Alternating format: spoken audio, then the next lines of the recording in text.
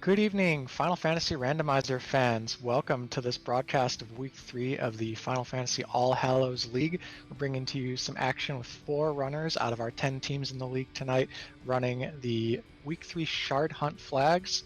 I'm here as Cheesenator in the booth, and joining me is Wappy. Wappy, how are you doing?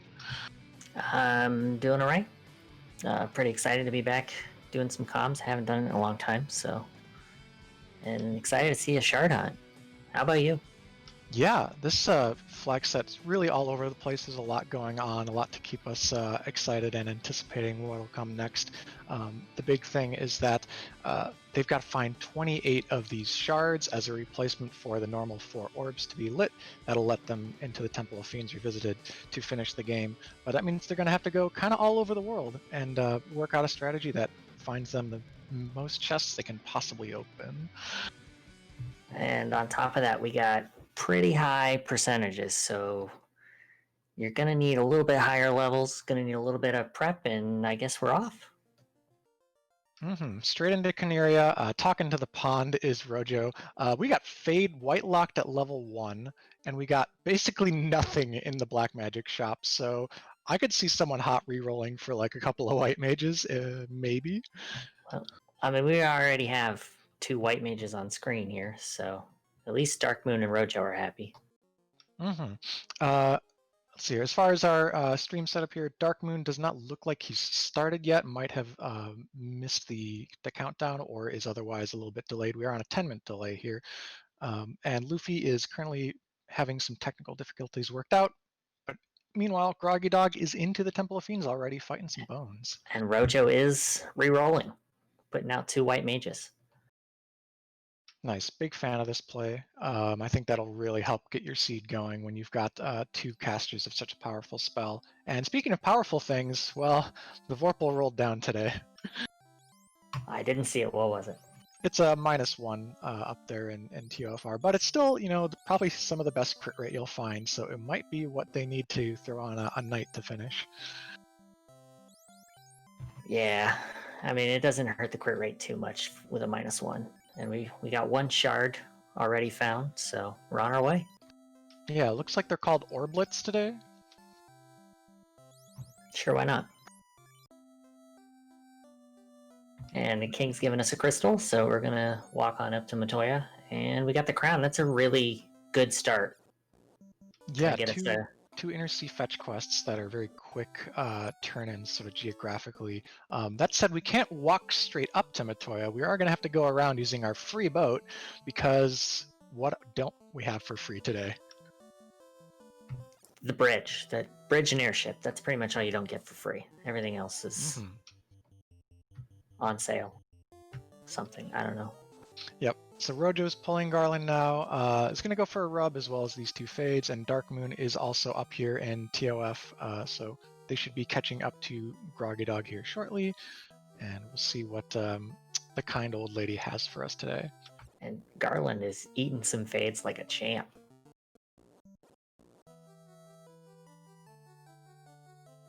Yeah, that Garland, I mean, it could be up to 300% of vanilla, which would be 300 HP, so, Fade actually might need to go in 2 or 3 times to actually clear him off. Got another shard up in Matoyas, and TNT, more fetching. That's more XP, more gold per fight. That's what you want to see early to get us off the ground here. Yeah, we're getting plus 5% per each of those key items, and considering we started with the ship and canal, we already had a little bit of a boost. We've got a lot of progression open up on the map today, so in addition to that free canal that lets you out of the inner sea, we've got open progression from the dwarves to Northwest Castle, so you can do the TNT and crown together very easily. And we're about to get our first look here. Level 2 white magic. We got Cure 4. I think there was Fog 2.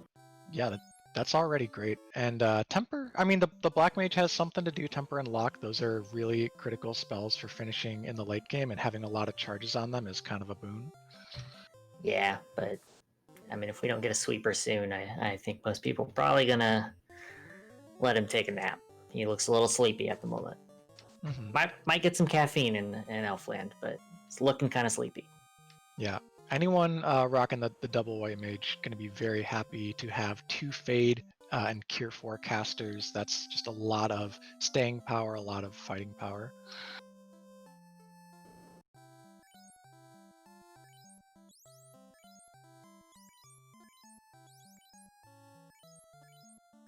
Haven't seen much bad yet in the way of scripts or anything on the random encounters we've run into, and of course the pirates are not going to have anything. The pirates are safe today. And we got sharks eating fade charges now. That's the interesting part about 30 to 300%. You could have sharks with no HP, you can have sharks with quite a bit. They might eat a nuke or two. And we got the ruby from our pirates today. Okay, not bad. I don't know who they stole that from, but glad we've liberated it. Yeah, the ruby, it's good enough. It's not super exciting in these flags. The Titan's Trove is not incentivized, so it's just a bank of 4 chests you can pass on your way to a Sarda check before the airship. But if we were to get a floater, which we can turn in without needing the canoe today, then the ruby would be completely obviated other than unlocking 4 chests. And I mean, 4 chests, 4 free chests. You're gonna pick them up because you need orbs. So exactly. Ooh, and one little feature we've got some time to talk about today is that we've got Blessed and Cursed Weapons and Armor, which is a fun new feature in the randomizer that changes the stats. Weapons get a positive or negative bonus to their hit percent, attack power, and crit rate, while armor gets an absorb and evade adjustment. And yeah, that actually can make some of the early shops quite interesting. You can find a powerful +4, +5 sword and get your fighter really going early.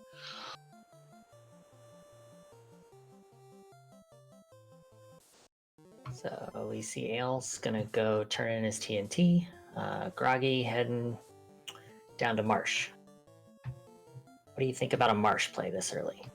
I'd love to see the other fetches turned in before doing anything down in Marsh. And also, as far as our victory condition, we did just get 3 Orblets and Dwarves. They've been reset, so Aelmarkin is like, all right, that's 3 things that I need to win the game that I don't need right now, so to save on travel time, he resets. By the way, that is Aelmarkin appearing in the lower left spot on the restream, given that we could not get Luffy's stream going.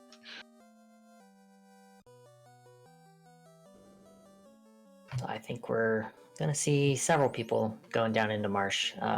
Personally, I don't like the early Marsh dive. I like to get to about level 10 before I do it. Just because there's so many enemies down here. You're bound to see something. Yep. Crawls have a script, though it starts with Stinger, which isn't too big of a deal as long as we've picked up maybe a stack of 10 pure potions, and most runners will do that before making a trip to Marsh. It looks like Ale's gonna turn in his crown if he can not have to reset. Oh, and there's our loose bridge up on Groggy's screen. Yeah, the bridge is a weird one in that if you don't make it free and it's not in the pool, it won't be given to you by an NPC, so you'll just find it in a random box, but there are no actual loose items tonight. I did not see what our Astos gave us today. Did you? Astos might have been a dud. That's the reason I could see Aelmarkin wanting to reset, because it's a winnable fight that gets you levels and gold, and so the only reason not to do it is if he really wants to just gun for the incentives. Yeah, but I don't know if it was an Orblet or not. I know the fanfare did not play because the screen, the text was only on there for like half a second. Ooh, Roju also making the dwarf reset play, so a lot of really smart routing from our runners on stream today, saving as much time as possible, just getting the information that they need. And we got a bridge boss. Hype. Ooh, we got a Coral Sword +2. That's a great weapon for the fighters to swing around early. It's gonna have a pretty solid crit rate and maybe like 2+ hits. this tile Nuke at level 3. Oh, all right. So the black mages have been saved. The spike tile guarding the Martian incentive is just another Martian counter. It's Grimps and Werewolves. And we get an Oxyel, so we open up some more incentive locations. Probably not what our runners are happy to see, but it's what they got to deal with. Yeah, we can right now get all the way to and into the Sea Shrine with our current progression, and Sea Shrine does have an incentive chest on the right side in the Mermaids where the slab would be in vanilla.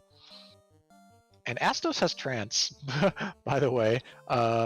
So we got Dark Moon punching Astos and going for Rub. Rub is probably not going to land due to the high MDef here, but the White Mage's backup should be able to cast a Fade or two and finish Astos off.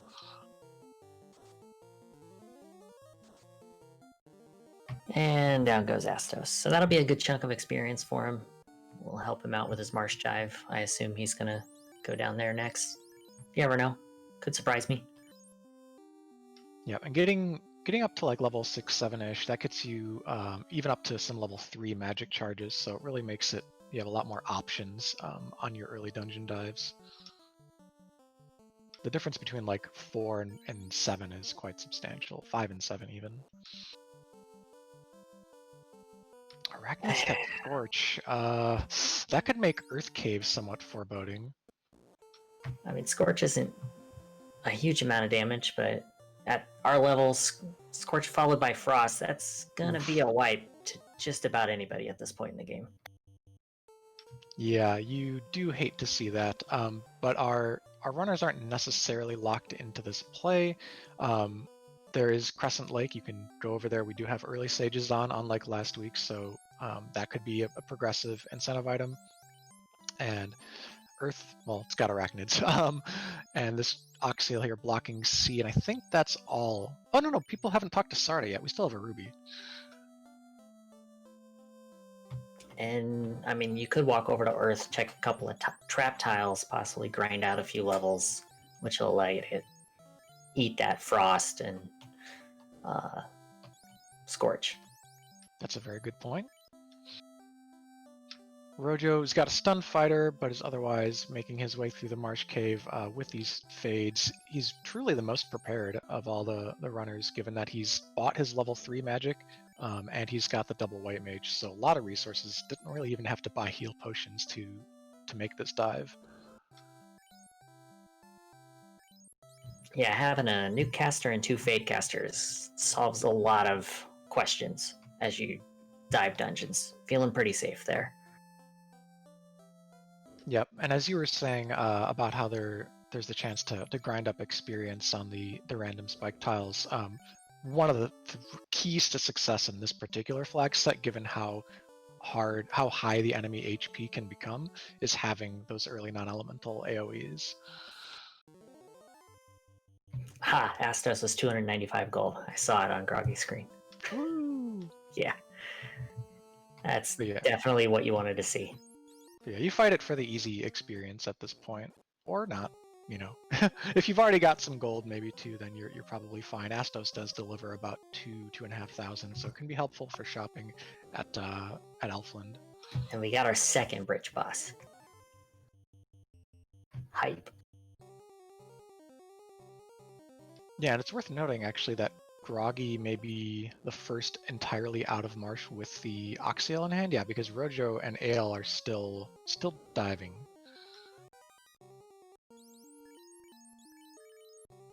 Dark Moon as well. So yeah, this gives Groggy a little bit of a lead, but Rojo's out too, so the RNG can't get to him anymore. He's been able to save.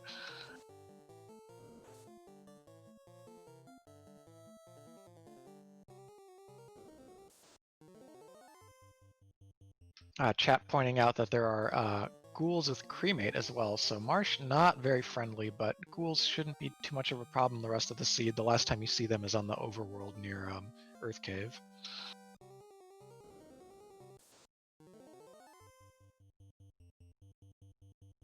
And where do you think our runners go from here?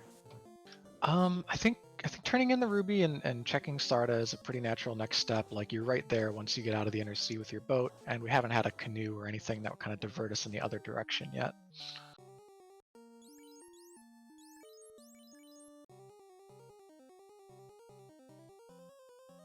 Yeah, I agree. I would definitely go turn that in, potentially check the first floor of Earth if I can get some easy levels. And if you get the rod, you know, you might as well go clear, get that incentive. But if not, head on down to your sages, get get your other free checks and just make decisions from there. Agreed. Speaking also about key items and what we could be looking for next, we've seen 3 of the item shops so far, but have not seen the vendor item that shuffles into those. It could still be at Crescent, or it could be at Onrak. We don't have access to the Oasis until we have a canoe. That was a level 4 exit, which may also play into your want to dive dungeons. So, Oh yeah, exit is huge. Groggy couldn't afford it, but definitely want to keep an eye on exit. Yeah, I could totally see a play that's like go grind up a little bit, or get the Sarda chests, and then come back, hit up Elflin from the South Dock on your way to, say, Onrak, and make sure you have exits you can get out of the mermaids easily and so forth.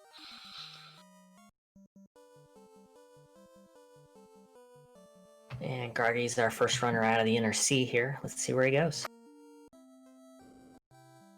Right now, he's just doing battle with some mermaids that have, or mer creatures that have jumped onto the boat.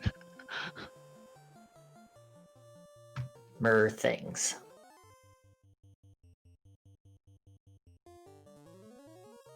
Yeah, chat's pointing out that our magic has actually been pretty strong. Like after the blank at level 1 black magic, we've gotten a lot of essentials, and the only thing we really still want to see are like a life spell and a fast. Those are unrunnable shadows, and Groggy's running low on his sweepers, so. But a fade should take care of it. Yeah, even if shadows roll 300%, like their vanilla HP is very, very low. And we got fast at level 5, like.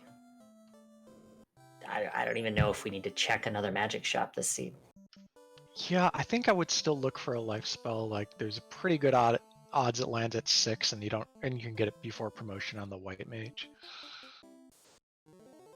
That's just crazy enough to work. Madness. Oh boy, Groggy hits the arachnids in a place you don't often see them, which is in the in this Titan's Trove that Darkmoon is making his way through right now. Thankfully, he got away from that fight without dying. I haven't really seen anybody try to manipulate the encounter table too much. I don't know if we got a long run, or have you noticed? Yeah, I have not. There are some tents in the inventories. Groggy is obviously using one. I saw Darkmoon saving on the overworld. For everyone's info, there are 5 encounters for every 256 steps the team makes on the overworld in the seed right now, as well as in the dungeons. So it's not a super high encounter rate. There should be some long runs in there to take advantage of, and try and rat out maybe some of those arachnids and whatever else you can run into. Yeah, I know the seed we played on Sunday, the first run I abused pretty hard. So you can really just route everything out of that overworld and stuff like Titan's Trove with this encounter rate. You really, if you can afford save items. Now, and I don't see anybody with a lot of save items at the moment. So, and Aelmarkin's going to go check these trap tiles, see if he can get some levels. And it looks like he's already got quite a few levels on the fighter. Yeah, Sarda gave us a bottle of canned peaches, so we can't really dig into those yet. Aelmarkin finds arachnids. Is this on the spike tile? Or is this just random? I think that was the spike tile. Unlucky. Not sure. Yeah, but these manticores, okay, these will do. Manticore is normally something you don't see in this formation until you get into the Sky Palace. However, they have multiple hits and seem to have rolled up on their attacks, so they're just socking out Ael's party, and he's actually been knocked all the way back to the town of Melmond, so he's gonna have to run back to Earth. Groggy's making the exact same check.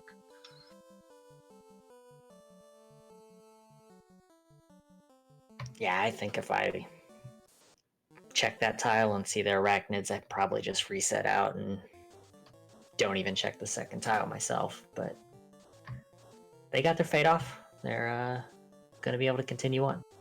Yep, and our HP pool's starting to creep up there to the point where we can absorb, one scorch, one frost, whatever, so it's not super dangerous. Plus you can save right outside the cave if you actually remembered to buy tents and stuff. and doesn't even bother with the manticores. Says nope, and just resets out. All right, so everyone is pretty much in the same geographical proximity. We're all kind of checking Sarda, going through the Titan's Trove, and heading into Earth. And frankly, if you do manage to get that exit charge, which just takes level 8 on the White Mage, you can make sort of a dive down to the incentive chests in the Earth Cave and exit pretty easily. I'm not sure if any of our runners actually bought exit. I know we saw it in the shop and Groggy couldn't afford it, but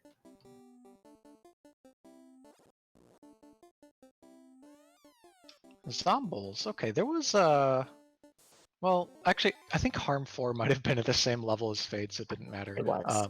Yeah, but regardless, we've got enough to take them out, and Zombles are one of those good grinds for getting your characters into the low teens. Which is really what you want at this point of the game. You get low teens, you can really start digging your dungeons and not having to worry about wiping every 5 minutes. That was one of the things in my race that I tried to do, is to get to the low teens so that I was safe to dive deeper. Yeah, Groggy making an interesting decision. He's going to pile some levels onto his 3 other living members here, but leaving that White Mage dead, of course he can't resurrect it, and neglecting to put more levels onto it. I guess maybe he's just thinking of it as a Fade bot for now that doesn't particularly need more experience. But you point out a good point that when you're doing a grind over in this area, somebody dies. I mean, it's a long walk to the nearest town to go bring them back up. We don't have any life magic, so Yep. You're either resetting or dealing with it. Yeah, chat points out Rojo's got exit. You can see it there on his spell menu right now. He doesn't have the charges yet, but if he happens to have a house or otherwise just runs back to Melmond, he can get those charges. So everyone's picking up a little bit of extra experience now. This is good. But we're going to have to see how they adjust their routes from this point, because diving down to the Earth incentive only really practical if you've got that exit in tow, unless you're gambling that the rod is next to the vampire. Although we've got Darkmoon, who's moments away from picking it up. That's true. Getting it out might be another story, but yeah, the fighter's down, and our HP values are pretty low, and the red mage goes down too. Vampire is known for hitting hard. Chime. Chime. It doesn't really not what you really want to see. Yeah, it's not the thing that pays off that gamble, unless it's like Rod in Sky or something. And even then, it's not like you need to finish Earth, right? We don't need orbs today. So it looks like he's going to try and walk it out. And that was a gold +1 over on Ale's screen. So that's some good armor. And looks like he's got exit and just cast it. So. Yep, gold bracelets are an item that's guaranteed to be for sale in one of the shuffled armor shops, and when they roll up like that, that's 26 absorb, more than good enough for pretty much every character in the endgame. Groggy Dog has made the long trek over to Crescent, so we're going to finally see what the Circle of Sages have for us today. So we've almost have to get progression either here or in Mermaids. So I guess we got 2 item shops as well, one here and one in Onrak. And there's the rod. Yeah, so that's a thing, but like I said about a minute ago, we don't need it. It'll be good once you have the luxury of actually spending 18,000 on something non-functional. Then yeah. Yeah, not really what you wanted to see. You wanted to see a floater or a floater. That's the thing you wanted to see. Yes. At this point, I'm feeling like a canoe is going to drop. But I mean, my experience with this flag set more or less has been that progression has been unlucky and floaters have been buried. Yeah, I think I played 5 of these, and one of them the king gave me a floater, and all the others the floater was sitting in Sky. So Ale Markin, with his only 2 living members up, makes the trek all the way over to the quote TFC Earth Cave chest and found 11,000 gold. So not terrible, but that's a long ways out of the way.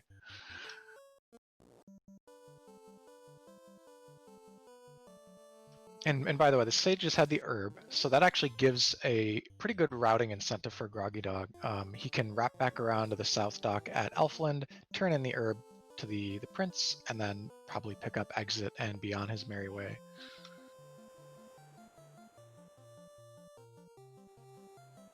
So Ailes actually got a significant amount of experience in those two characters. Those are the only two that killed Astos. I think they're 3 or 4 levels ahead of the rest of his party at this point. He might Yeah, just I saw level 12. committing to a 2-man, at least for the time being. Yeah, I mean it's what he's had to operate with through this Earth Cave dive, like we said, with no ability to resurrect. I think you still probably bring up one of those nuke casters, but this is certainly a strong 2-man party when you consider the resources we've got. Yeah, I agree. I don't think with the percentages that we're at that a 2-man is really where you want to go, but I mean, you can make it work. Something in the Spectre Geist party, I believe, has stoned Rojo's Black Mage. And there's also Stun Touch, and there was also Poison Touch, so... Oh, it's Glance! Oh my goodness. This is getting super dicey, but the White Mages are both alive. I don't think he has any soft potions. That said, as long as he's got some Pures, I think the White Mages will be strong enough to get out of here. Yeah, do not want unsubscribe. Go away. Oh, he's actually got 2 softs. So I'm not sure if those came in random chests or if he's just that well prepared. Softs, they tend to roll up on the price, and you don't often invest in them early until you're like, oh shoot, we ran into enemies with Stone Touch or something, we need them. And we got some... Looks like Groggy's doing a little bit of an overworld grind here to try and make things a little safer. Darkmoon's taking on some peds. That's going to help him out about a bunch. Yeah, Peds are one of the best sort of experience per time fights you can get on the whole overworld, and certainly in the early game and in this portion of the map. But yeah, we're once again seeing kind of the linear nature of this particular seed, everyone congregating into these same sections of the map around the same time.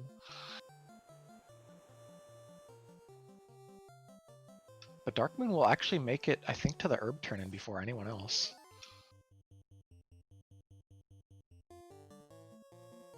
Yeah, unless this Sahag encounter has anything to say about it, and they don't. And we see Life. Life 1 is at level 6 magic. That's White Mage learnable before promotion and Red Wizard after promotion. So we will be able to bring up dead characters without having to wait for like level 8 charges. And there's the key. That's one of the 2 items that we have to have in order to beat the seed. So we're happy to see that. Also unlocks another key item location. So that it does. The Caneria treasury today. Speaking of treasury, sorry, there's a pretty sick treasury here at Elfland. Katana for anyone who might have brought a thief, but more importantly, there's a ribbon and an orblet. And Caleb pointing out that the key is awkward when you're docked at the South Dock, and I agree. Now you gotta either walk or sail around and back into the inner sea, and both of them are just no fun. It's not what you want to do. It's not great. Without Canoe to make docking easier, I think I would actually just walk up, because you get to go past Northwest Castle, check 3 chests, go to Dwarves, check 8 chests, and go to Caneria Locked and get 3 more plus an incentive. So it's like, it's a pretty lucrative trip, even if it's not the most like efficient route. Yeah, I agree. It's also what I would have done, but this is a decent play as well. You can just skip the Northwest Castle 3 chests, just grab your dwarf chest, and then walk over to Corneria. Mm-hmm. I like that play as well. Important note on that katana, that's probably going to sell for a lot of money. So if anyone's like, oh, I super duper want that rod, or I want to stock up on Pro Ring +3s at Melmond, which I just saw on one of our runners' screens, yeah, lots of options.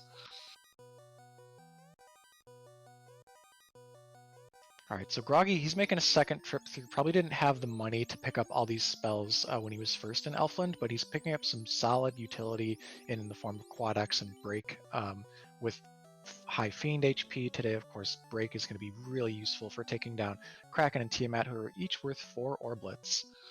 And in the Dwarf Armory there, we got a Zeus Gauntlet for Dark Moon. That's going to be really nice. You can put it on your fighter, give him something to do for now, until we get to the late game when you need him to actually, single target, blow somebody up.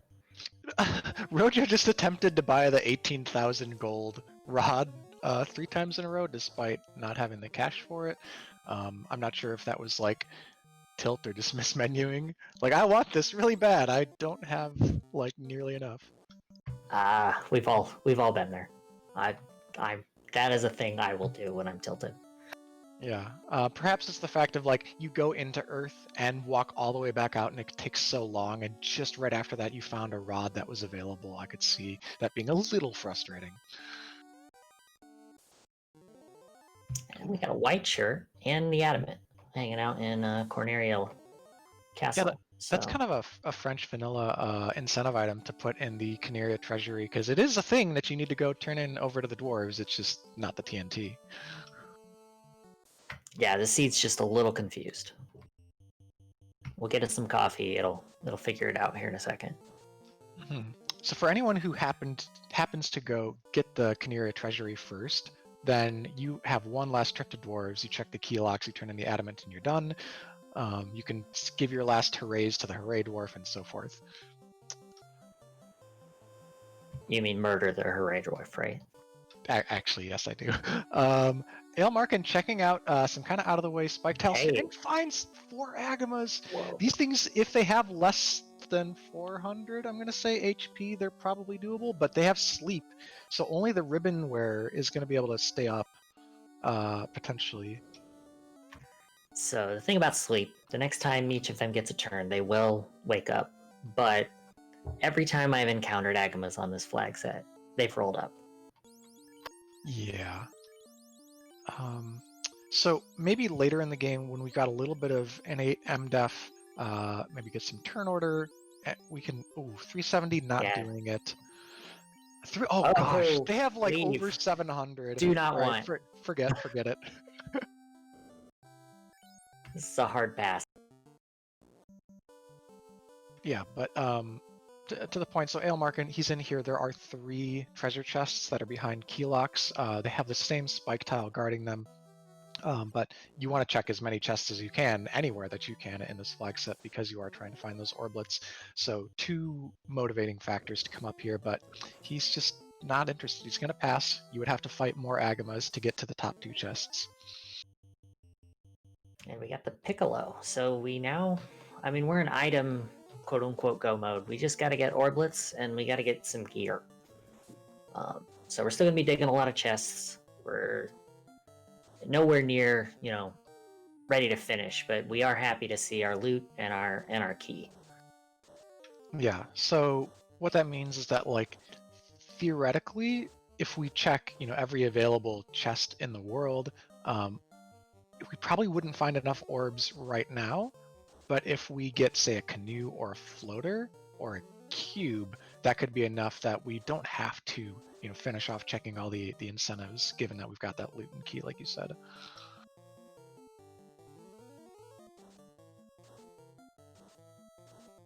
And it looks like Groggy's heading back to Earth. He does have the rod in hand, so looks like he's gonna try and finish this out. Yeah, this is a way to get guaranteed shards. Lich and Carrier each worth 2. Sorry, I said shards. They're generically called shards in this seed. They happen to be called orblets. We're going to be able to get 2 guaranteed orblets from Lich, and there are 8 chests, as well as 2 spike tiles on Earth 4. So, there's some reasons to go. And we had a 33-minute bridge boss, so we got 3 out of 4 bridge bosses here. I think Rojo hasn't gone, or Groggy. One of the 2 on top. I forget. Yeah, I think Rojo always approached the dwarves from the north.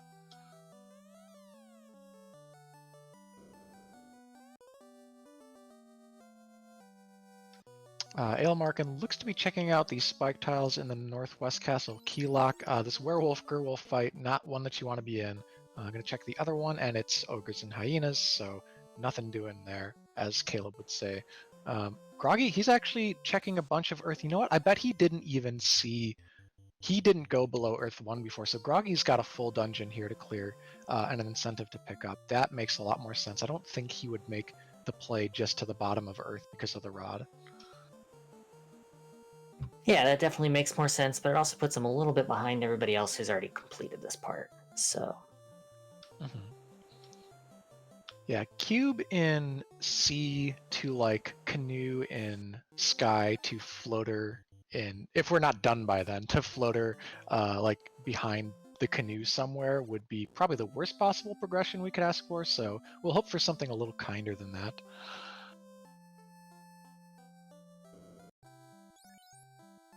And Aelmarkin's going to head to pretty much the only place he can head to at this point for progression. It's got to be mermaids. Can't go anywhere else. Unless we have cube. Do we have cube? We do No. not have cube. Yeah, this is got to go to mermaids. It has to be progression, or the seed's not beatable. Yes, and I mean, unless there's like some glitches we're unaware of, basically every possible FFR seed you can roll is completable in terms of collecting every single item that rolls into the seed. So we should be guaranteed that. I also just want to point out that I always pronounce the Orblitz as or BLTs because it sounds way more delicious. Oh man, I could go for BLT right now. I did not eat dinner before this broadcast. Groggy's down, showing us new content here on the 4th floor of Earth, while Ale has made his way into the Sea Shrines. So lots of exciting stuff. 2 BLTs for Groggy Dog. And I like to see 3. That room is that room is loaded. Yeah, it's lit today. He's not checking the grind tiles. That's fine. It's a little bit of a risk in case you walk into like a couple of R ankylos and have to come all the way down here again. Oh, for sure. Like, I'm not sure what his levels are, but I tend not to go here unless I can check those.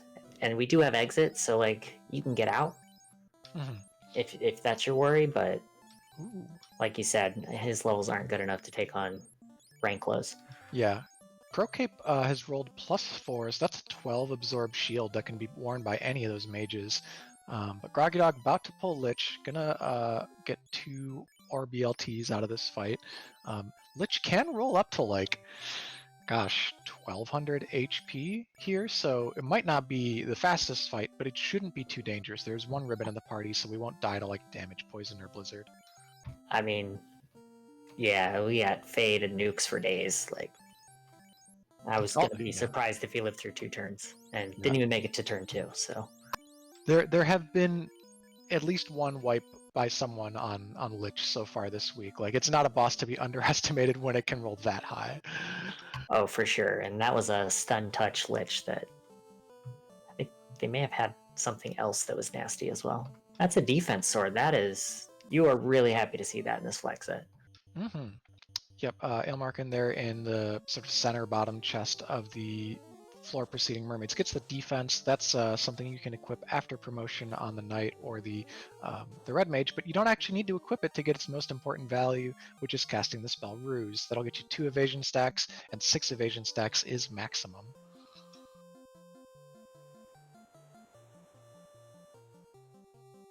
And there's our progression, the canoe. Probably the item you wanted to see. That way you can just pop on over and do the waterfall.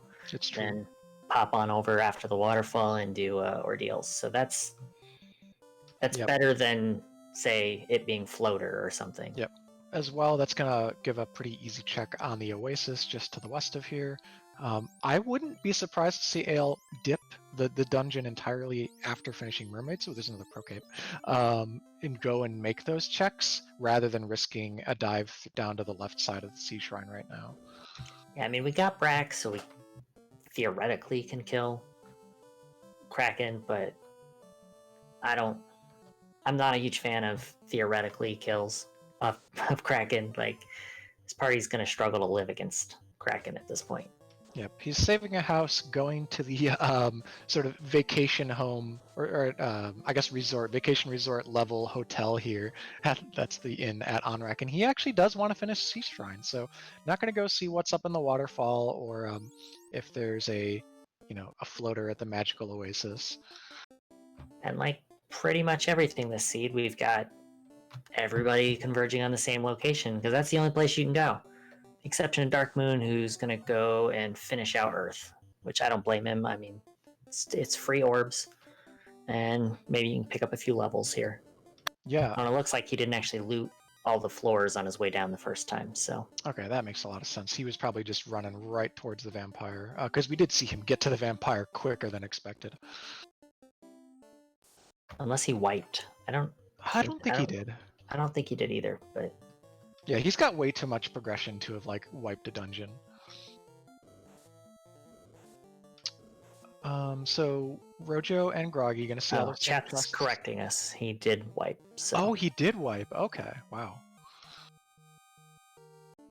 But yeah, Rojo, Groggy gonna be catching up to the chests we've seen Ale check while he's actually down here on the second to last floor of the Sea Shrine. There are a bunch of spike tiles and a bunch of treasures down here. So going to be a lot to loot and a lot to see. And that's a good tile to see if they roll out. Yeah, Metal Slime's nicknamed as such because in the Dragon Quest and Dragon Warrior series, there are Metal Slimes known for giving a lot of experience, and these silverish gray colored slimes in Final Fantasy also give a lot of experience, just not quite as much.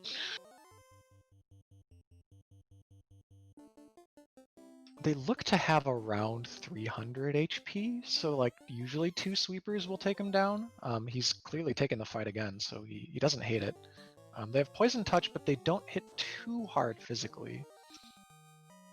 Yeah, it's a safe grind. You're not up in your encounter rate since it's a walk down to a step that's on a wall. And yeah, you can clear it in a turn, maybe a turn +1. So it's not bad. Yep. Classic Gamer 76 in chat pointing out the other commonality between the two flavors of Metal Slimes is that they have really high defense. You are not getting through slimes in Final Fantasy with physical attacks.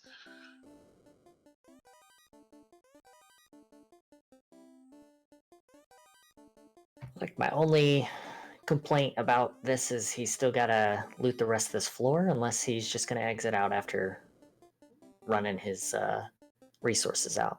Yeah, I could actually see that play.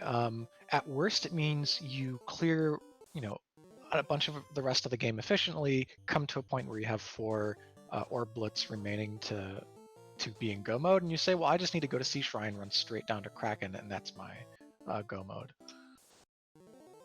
For sure, it's definitely a valid play.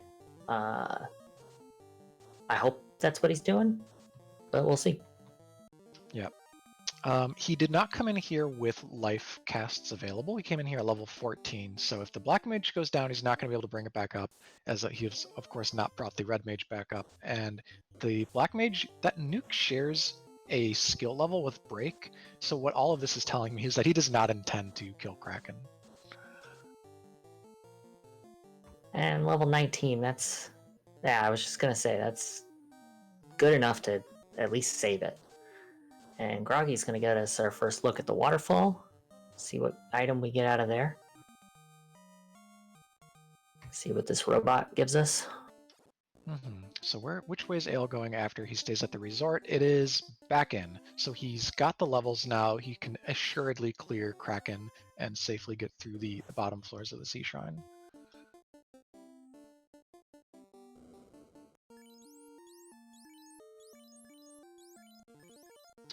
Caleb in chat pointing out that Groggy did not full clear the floor preceding mermaids, so actually may have missed that defense sword. So we could see that come into play in the late game when we're fighting fiends. That's unfortunate for him. That's also a chest I often skipped, so I can't blame him. Like, you don't have to full clear in a shard hunt. Exactly. You can make a lot of judicious cuts based on what you think is safe and practical. Speaking of the safe Frosties things, are not goodness. safe. Yeah, they rolled pretty high too, so like a single turn of sweepers wasn't getting the job done, and we lost the fighter and the black mage. Can't bring them back up, but we can exit. So get a couple of BLTs and the incentive check. What do we got? An ice shield? That's not terrible. Cube, a vanilla cube. All right, we can full clear sky. So looking more and more like that floater might be hanging out in the sky again. It's where it likes to go. I suppose it floats on up there. I did it. I made the joke, guys. If We can end the broadcast. Broadcast over. Joke's but made. if we loot the floater out of sky, will the fortress come crashing down? It might. I don't know. You think it's what's keeping it afloat? It could be. All right, so Aelmarkin, he's on to his third spike tile here on the floor. There's a spike tile guarding either side of this single chest on the left side. The R bones are going down quickly, and then he's going to have one last bank of chests in the quote-unquote Sharknado room. And still no Oasis. Oh, duh! Wait, why have I keep talking about the Oasis? We found the rod in Crescent Lake. So, my bad. Forget that I ever talked about that. I already did. What did you talk about? I really want a BLT. You're welcome. Okay, so Groggy, he's opting against the dive down the left side of Sea Shrine. He wants to go see another incentive. Castle Ordeals is not too difficult of a dungeon, especially at these levels. We don't have warp to navigate the pillar maze more efficiently, but it's going to have 9 treasure chests. Wait, hang on. 8 treasure chests plus the incentive, which might be a dud, and thus also be a generic treasure chest.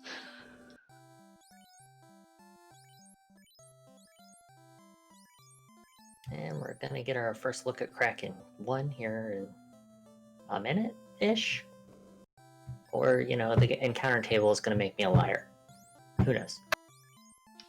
Yeah, so Aelmarkin not making any party order adjustments, going not full offense. He is in fact evasion stacking, so that's a pretty good plan. If you can get everyone safe physically, yeah, that fighter just took 900 damage. If we can get everyone safe physically, then we can exhaust our break charges. Each of them have about a 20% chance to land, so that would be like we're expected to win this fight, but it's not guaranteed.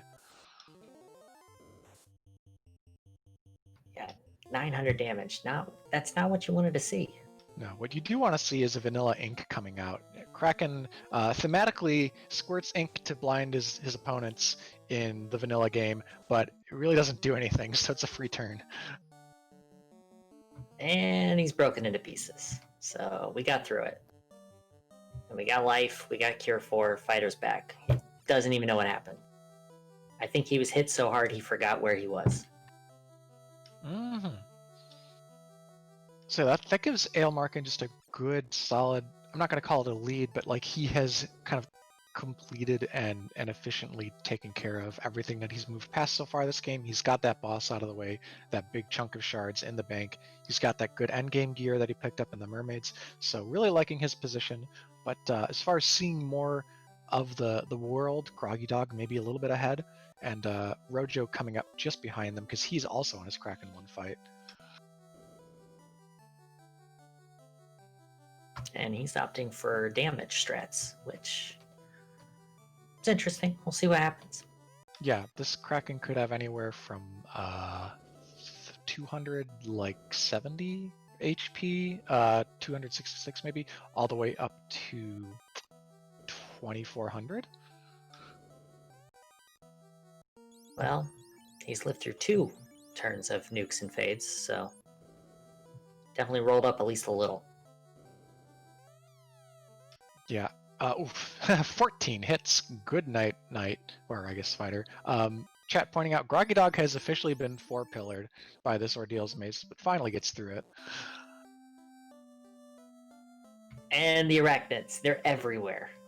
Oh my gosh. Thankfully, we don't really care anymore. Yeah, not scary anymore, just annoyed at this point.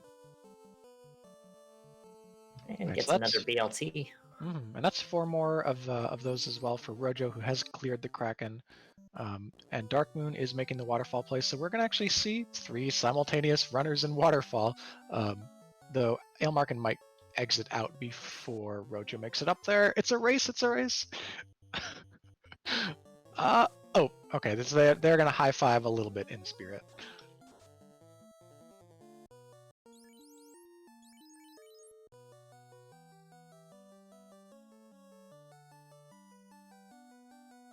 And Grogadog shows us that there's a vanilla tail in the Castle of Ordeal, so our floater is indeed in the Sky Palace.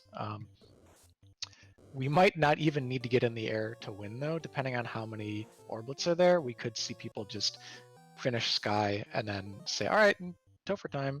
But tail, it gets us a few things. It gets us that fast, I want to say was promotion locked in the 3rd slot at Melmond.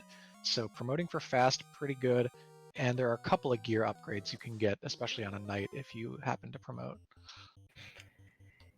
Yeah, nice thing about going Sky here is get you quite a bit of levels because great experience there. There's a whole bunch of chests and guaranteed 4 shards if you kill Tia.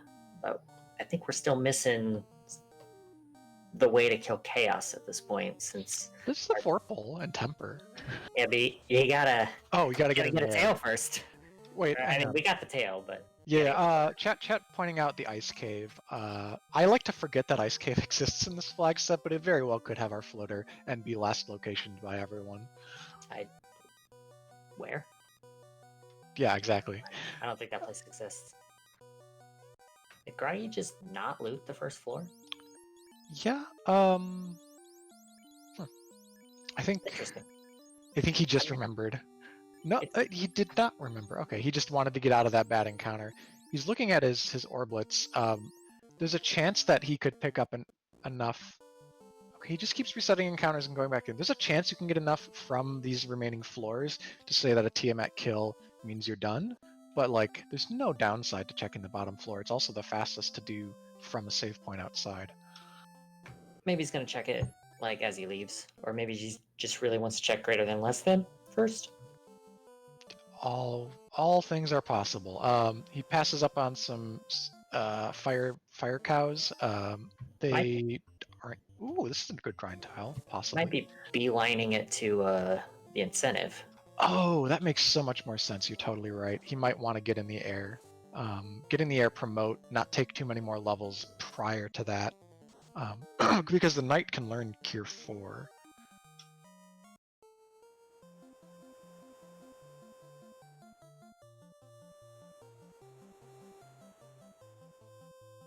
Gotta love the fourth pillar. Hype. Caleb in chat pointing out that Groggy is actually at a threshold with his orblets where he can just focus bosses if he wants to. So, there's a trade-off between, say, do you look through more chests in this dungeon while you're here to find 2, or do you just say, well, carry is a guaranteed 2, I'm going to go to Volcano. There's his floater, so the world is Groggy Dog's oyster, and he's exiting. All right, so that's the game plan all along.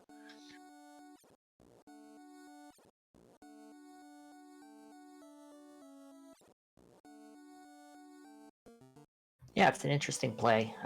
It'll allow him to get all 4, spell charges on his knight. Allow him to equip some weapons. Answers the question of, what's my in-game sword. So, floater's pretty huge here for our runners. Dark Moon contemplating which pillar to check. Ooh, we got some blue steak. These Final Fantasy broadcasts are just always full of food. Like, never do them hungry. Yeah, I fortunately grabbed a bowl of ramen right before we started, so. Oh, heck yeah. And speaking of wet noodles, how about that Vorpal -1?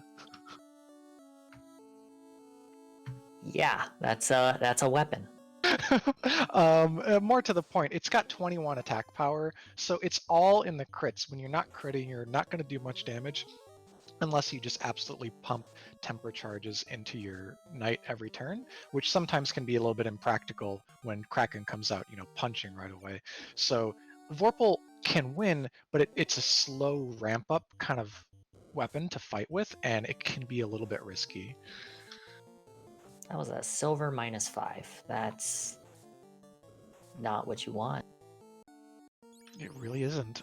Chad is asking if we've seen the Power Gauntlet. We have Nope. not.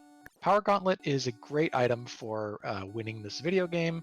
It casts Saber on the wearer, which increases their attack power by 16 each use. So great way for getting through final bosses, especially if you can stack evasion to make that character safe. But haven't seen it yet. And Groggy, first person in the air at about 53 minutes and 30-ish seconds. So, we should be on our way here.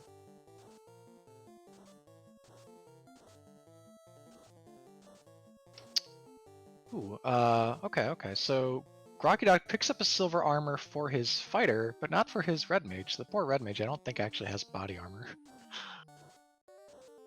Red mages, they don't need it. They're strong. Strong red mage don't need armor. Mm-hmm.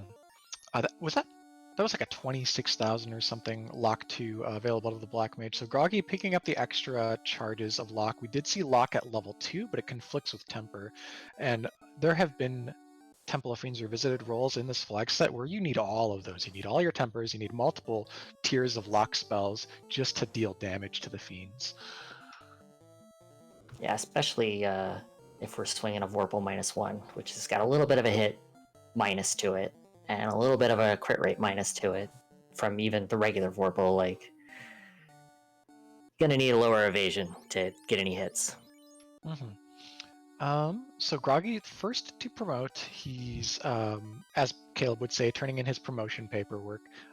That's going to enable the Vorpal equip and the White Shirt +4 equip. So that's actually really tanky armor for the White Wizard. That's now 32 absorb, really high. Plus, that provides 2 resistances right off the bat. There's death and fire resistance in that shirt. And Aelmarkin just picked up an Ice +4, which is going to be real nice until he gets his floater in here and can promote. So makes his dives here even safer than they already were. And there's the massive +3. Oh, wow. All right, we've got our sword, and anyone who gets in the air, goes to the Cardia Islands, is going to find that. So it's not in too hidden of a location. So I think most people are going to be trying to win with the Mazza. And honestly, I would keep one of these. He goes for Ice -1. I would go for Giant +5 on the Red Mage there. That's like way stronger. Anyhow, the point being is that you're never going to put offensive buffs on your Red Mage, so you might as well give them something that's got the most raw stats possible if you want them to deal like chip damage on the late fights. And the Giant Sword +5 is actually pretty good.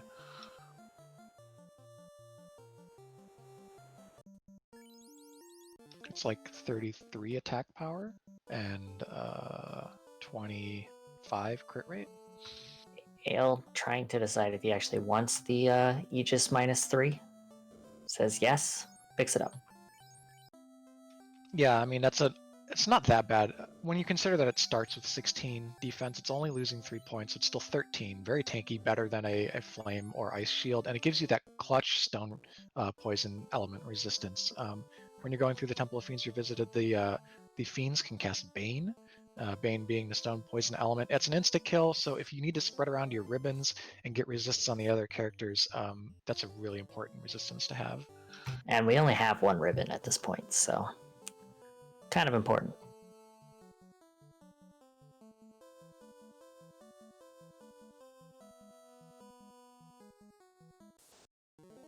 All right, so Groggy, he's doing what looks to be promotion magic collection here. He's going to be able to get life on the Red Wizard, and if he heads up to Crescent at some point soon, he can get Cure 4 on the Knight. And he's also in the vicinity to do Volcano and clear those easy 2 Orblets from Carry, while Aelmarkin has just grabbed his floater. Yeah, and he's just become a lot safer by having 2 life casters. You're not quite Kraken 2 proof, but you're feeling a lot better because Kraken 2 always finds your life caster, just has a way. And Dark Moon making the somewhat esoteric play. He was not interested in Sky. He's gambling the other way because it truly was a 50-50 to find the floater. He's going to Ice Cave, and I think it's going to be a dud location. It could maybe be a slab that leads to a dud, but we have a bottle we haven't turned in. Point is, I don't think there's anything to get besides maybe a pile of orblets in this Ice Cave. Yeah, it's unfortunate, but it's not going to pay out. I mean, we already have Massa. Maybe he gets a ribbon or something that gets him an advantage, but that's about all you can hope for down here. Rojo, unlike Groggy Dog, does clear out the first floor of the Mirage Tower. Really, it does not have much in it. So Groggy was not missing out on much. I think there was an BLT or two there. Oh, okay. Well, I guess that's not terrible. Groggy, he's just looking for one more. He's going to use the Volcano Armory to do that, because 1 plus 3 more boss fights is his go mode. I think he's going to need some levels. Yeah, I think he's still in the teens, isn't he? Yeah, he could maybe... Ooh, Light Axe plus 4, and there's a free pro ring. He could maybe stop at the Gershark Wizzahag tile that's on the way up Sky. That's something in route. Truth.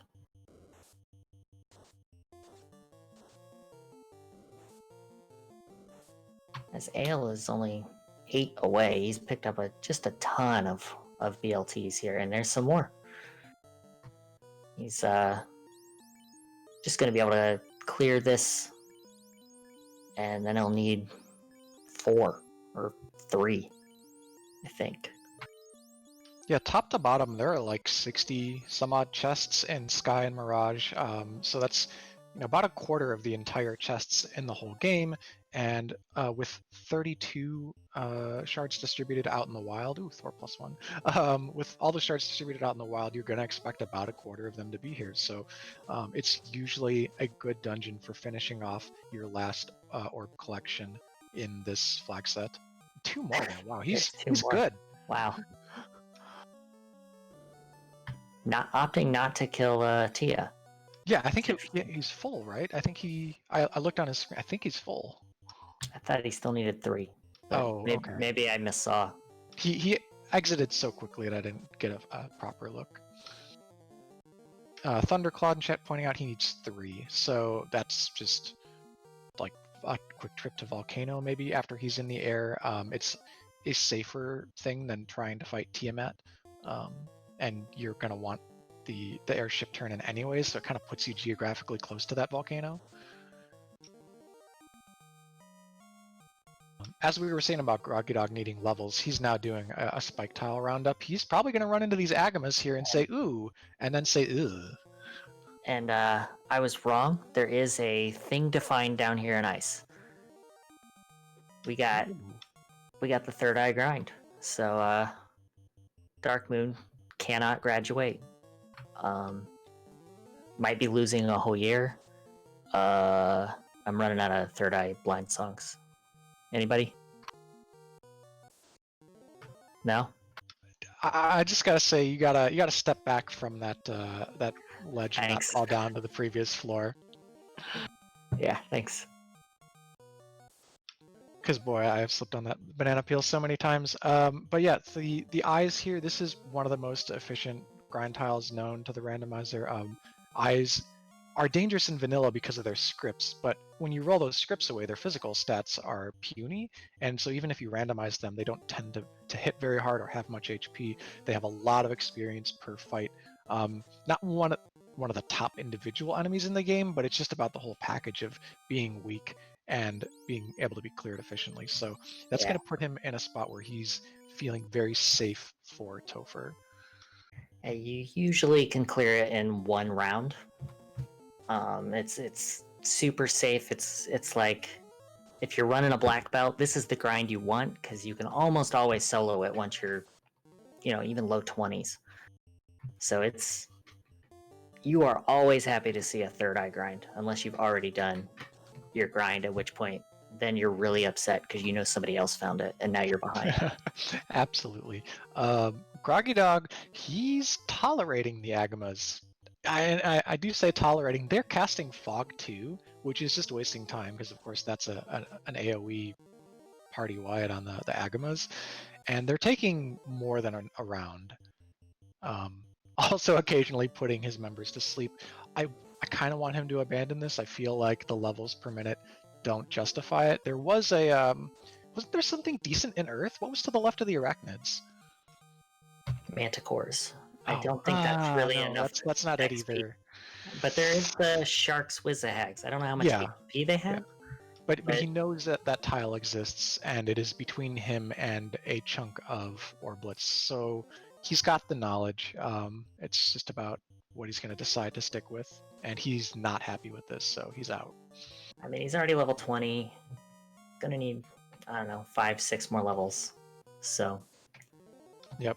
That the Mazda that we picked up, you will get a 5th hit at level 24 on the night with that. That's kind of the break point that you're looking for. Then when you fast, you get maximum of 10 hits, assuming that you're getting through all of the Fiend's evasion. So that's good enough to win most Topher rolls that are, quote, average. But the thing about this flag set is they tend to be much higher than average. Oh, and he's going to ice. He's gonna find these eyes. He's gonna be much happier with that grind. Mm-hmm. Might even take that to 30. Then you're really sitting safe. Yeah, when you get up to 30, 31-ish, you start to get your life casters. Those 2 mages will crest 400 HP, which means even the highest roll of the worst spell in Temple of Fiends Revisited, Nuke, cannot kill them. So it's like kind of the ultimate safety blanket. I haven't seen Darkmoon's levels, but he's gotta be. His levels, okay, he's mid-20s. All right. He's reordered his party. He might be intending. Yeah, he's taking off the gear on the 2 black casters. He could actually run up and use the ice damaging tiles on this floor to make this even more efficient, because I don't think the eyes are going to hit hard enough to really finish off his mages.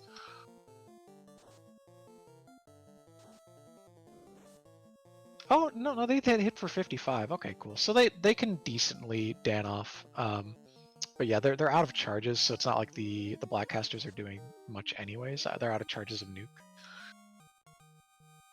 Yeah, and at 26, you're not getting a whole lot of value on the black mage at least, because he doesn't get life. You've got 2 life casters. He can just like soak a hit and cast fast, and then like you're just waiting most of the fights at that point. So Oof. The worms have probably in the neighborhood of 700 plus HP. This is not looking like the grind, so Groggy Dog's going to need to worm his way out of this one and get down to the ice tile. I see what you did there. It's a good joke. I mean, good is that's generous. we're here to make bad puns all broadcast for you to bring it home. And what is Aelmarkin looking for? He found warp. I don't know what spell you would actually need that brings you to that shop, but he just wanted to check it. So he's going to go pick up the rest of his promotion magic, I think.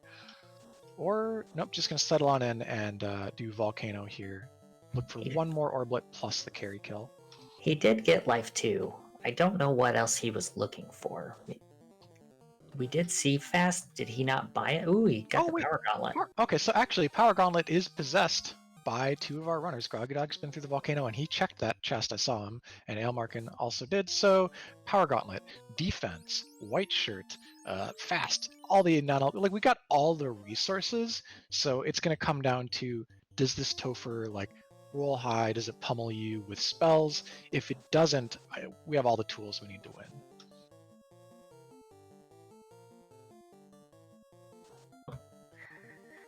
I was just talking and I wasn't pushing the talk button, so I was just talking to myself. It's cool, but the Power Gauntlet was actually in a free chest because you can walk along the bottom there and not up your encounter rate. So most runners, I would think, are going to take that chest. I almost always grab it. Yep, and it's right next to a spike tile check if you're still looking for, a couple more levels to finish off the game. So lots of reason to go there. But if you are in go mode because of your trip through Sky, like, Rojo's very, very close. It looks like he's at 23 right now. Then you might never enter the volcano and you would miss out on that. For sure. That would be probably the only way somebody's going to miss it is they just don't come in here. So, he's still going to need one after he finishes this. I could see him going into Volcano with the plan of killing Carrie, or possibly just checking the armory to get your last orblet, you know? Yeah, So, though I don't think the armory actually had any. yeah, it's... I mean, it Um, usually does, but... And Caleb in chat pointing out Groggadog using the worms to kill off his lesser mages, and this will enable him to do a more efficient grind, get the knight up to a really safe level. Though he's got to be careful to not lose that white mage right now.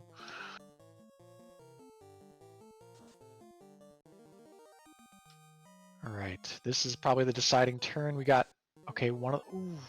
All right, the white mage didn't take that bad of a hit, so I think he's gonna be able to get through this fight alive. But does he want a 2-character grind? He does, right? Because you can cast Exit.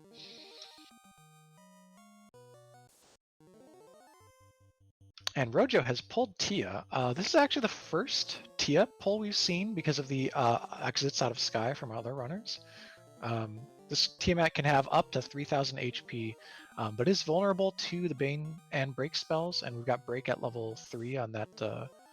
Oh, and we got a Bane sword. Okay, so Bane gonna have like an 18% chance to land. I think Break has around a 25.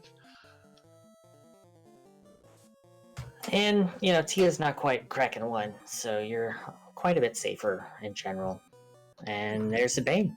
Yep, So there's the smoke. he's level 23 across the board.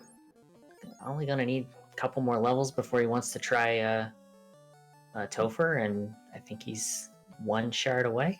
Yep, and he's going to get in the air. I'm going to run down to the Ryokan Desert Dock to turn in his floater. So really close race. Like on stream, you're getting lucky to see a lot of runners are going to be converging on the Temple of Fiends Revisited at a similar time. Groggy looking like even though he's got the progression, he's going to be a little late because he's opting for this eye grind, and Aelmarkin already did the grind on the metal slimes about a half an hour ago. Yeah, so Ale probably going to be our first person into Topher, but, you know, Topher's the great equalizer, doesn't mean he's going to win, so... Yep, Chaos could have, you know, Nuke, Cure 4, Slow 2, yada yada. Especially at these percentages, so... I mean, we're a max evade Kraken 2 from having a real bad night. So Groggy, I don't know what his target is. It might be that the aforementioned 30, 31-ish for the White Wizard.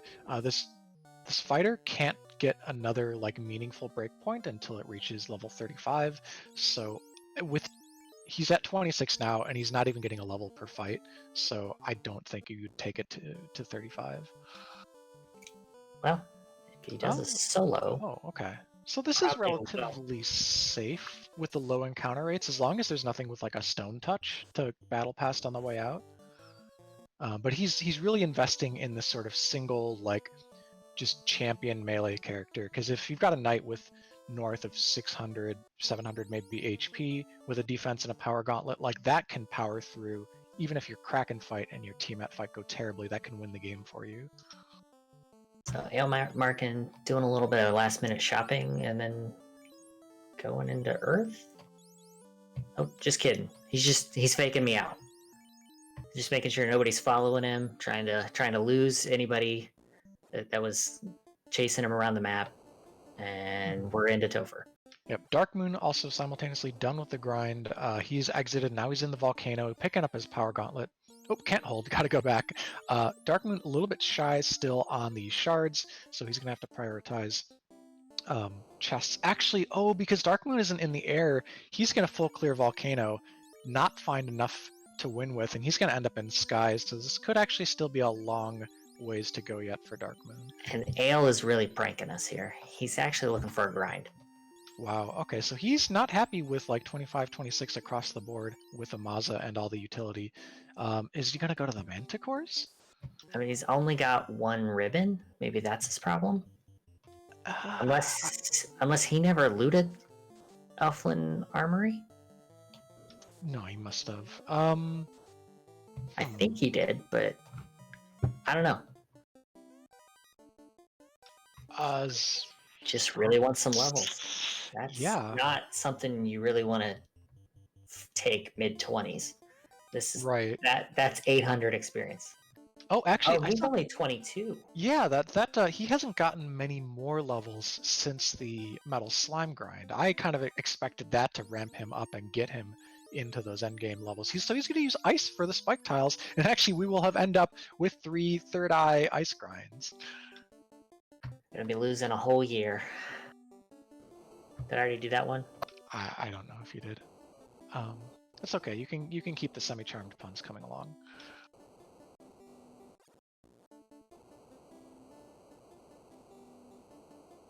I think I'll have to look up more Third Eye Blind songs if we're gonna keep this up.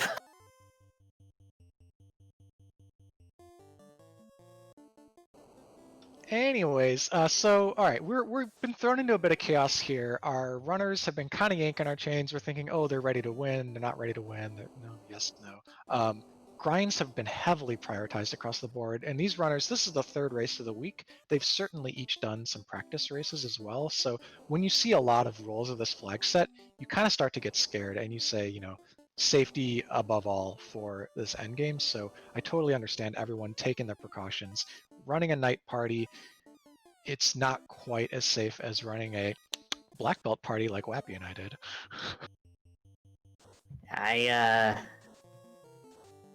I rolled some real garbage practice, and actually the reason I pivoted into Knight is a level 45 Knight wiped 3 times in Topher on a seed. Oof. So I don't blame anybody for wanting to get a few extra levels. Yep. And Groggy, so not knowing about the wait, no, never mind. He's just going up to kill. Yeah. Sorry. I was in grind brain, but Groggy's in win brain, so he actually is going to look for his one remaining orblet, which he should get down here. Yep. And then he can. Oh, you know what he's gonna do? I think he's gonna look for potentially 4 more. He He's really only at doesn't want to go back to 19. Sea Shrine. Yeah, so he wants the Tiamat kill, but he doesn't want to go back to Sea Shrine if he can help it, I think. So if he can pull out 4 more from Sky, he won't need to make that trip. But he does have the guaranteed 2 bosses to win right now. He definitely can pull out 4 on his way. There were a ton of, I think there's 4 just on what is it, Sky 3? Yeah. So you kind of, it's a little bit of a gamble, right? If you open a lot of chests and you keep not getting them, you'll start to say to yourself, gosh, I should have just not opened these and gone to take the guarantee from the boss. But it's far away. Sea Shrine, you have to go get out, take your airship, run up the river, go down 5 floors or something like that. Oh, first runner in Topher. Hello. We were talking about Groggy Dog and Ale Mark, and hey, Rojo Vision, first on stream into TOFR. That was at the 116 mark, so hang on, everyone, because this could be, the path to victory. Did Rojo get the defense sword? Great question. I'm going to look in his knight's inventory as soon as that's available. I gotta love the mad ponies on that tile. Yeah, they're just horsing around. They're not really too serious.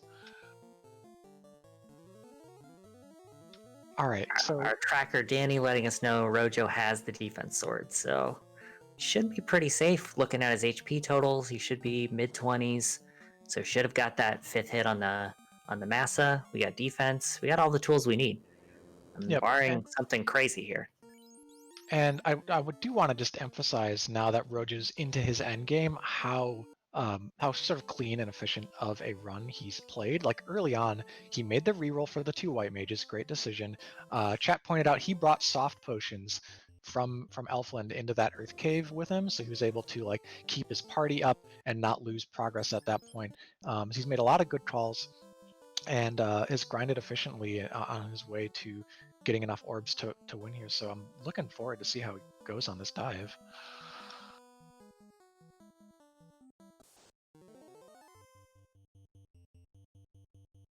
And Aelmarkin is also in Topher, so we've got a bit of a race here.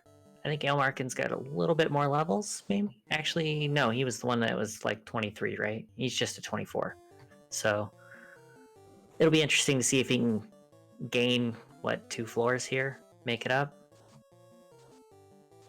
Yep.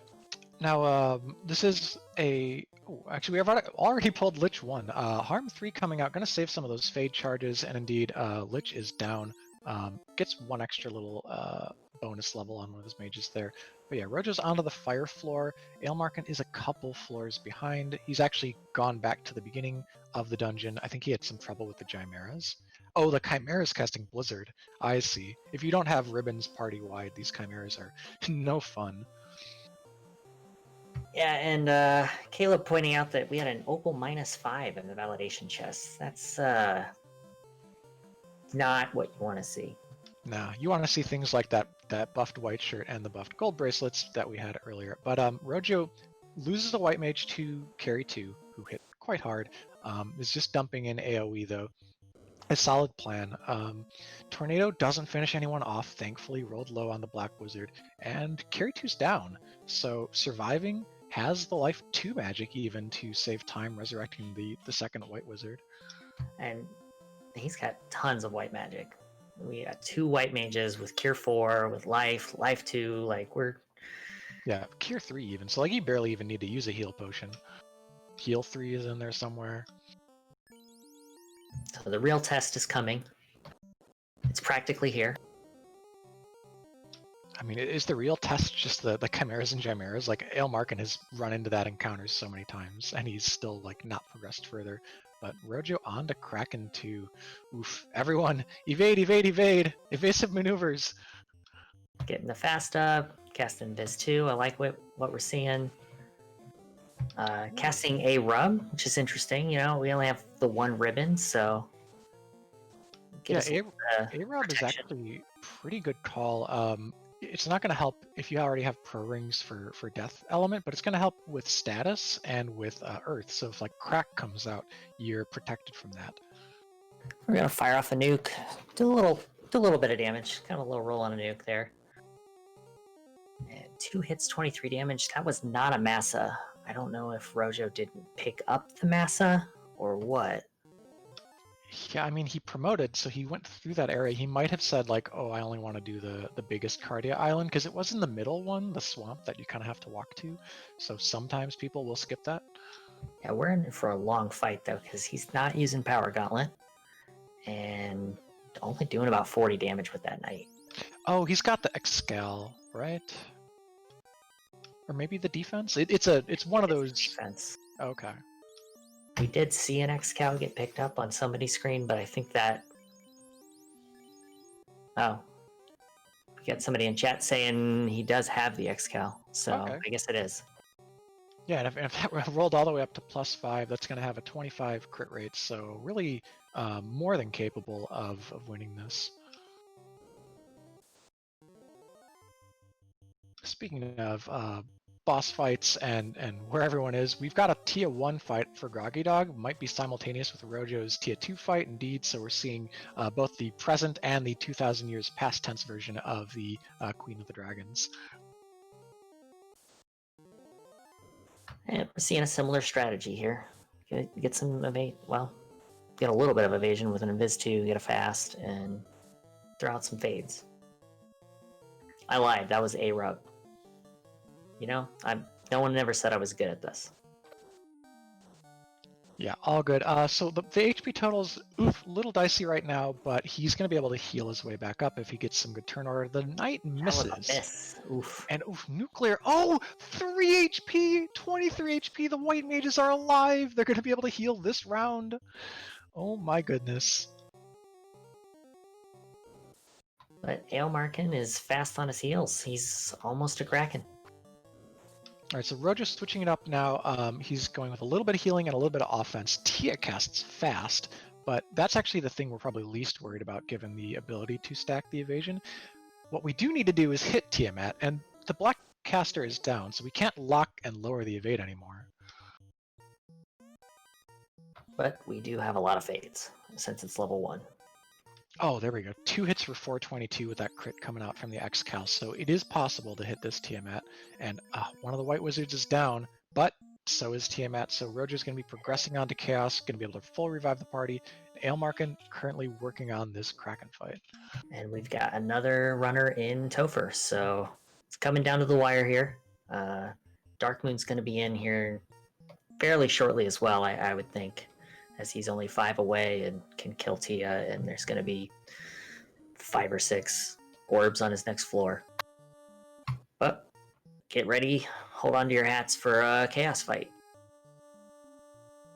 First, we got to decide what kind of order we want to go here, and I agree with this. This will, make sure that we can get some tempers, get some locks out.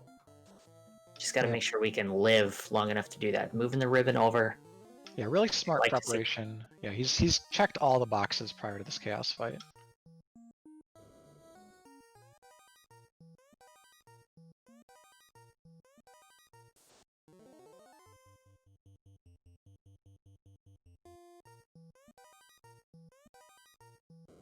White shirt coming out, gonna stack the evade up. Chaos, not actually the most dangerous physical attacker here in Topher, but still can pack quite a punch, especially if he rolls up on the hits. But yeah, we just need to pump out damage here and start buffing up that knight, lowering Chaos's evade, which is pretty high in vanilla, so tendency to be quite high in the randomizer as well. And that was only one hit from the Excalibur, so we need some help.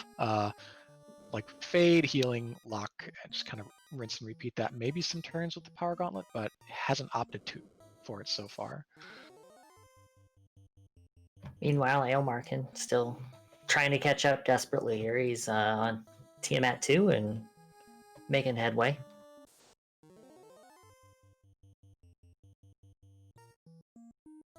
Fire off some Cure 4s, keep our health up.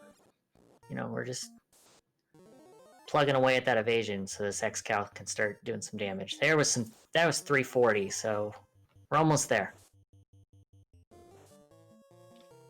Yeah, we're closing in. Unless this is like a 6,000 HP chaos, we've got the momentum now to finish the fight.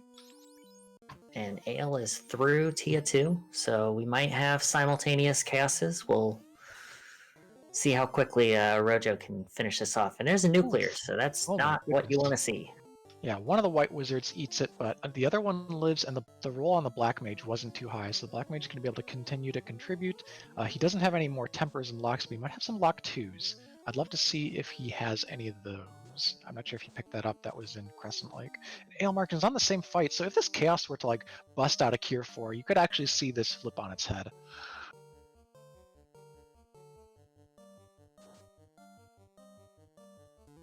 Oh, but that's it. Down goes Chaos. So I'll let you announce it. Sure. Rojo Vision has finished first on the restream and first overall with an official SRL time of 1 hour, 26 minutes, and no seconds because he's in first place. So get out your GGs in chat. Celebrate our winner here on stream. We'll be coming in for an interview shortly. Big ups to Rojo Vision for the win. And Aelmarkin looking like he's close behind. Yeah, we got 3 hits, 500 damage. Really, that Massa is doing some work. It's quite a bit different from the fight we saw over on Rojo's screen.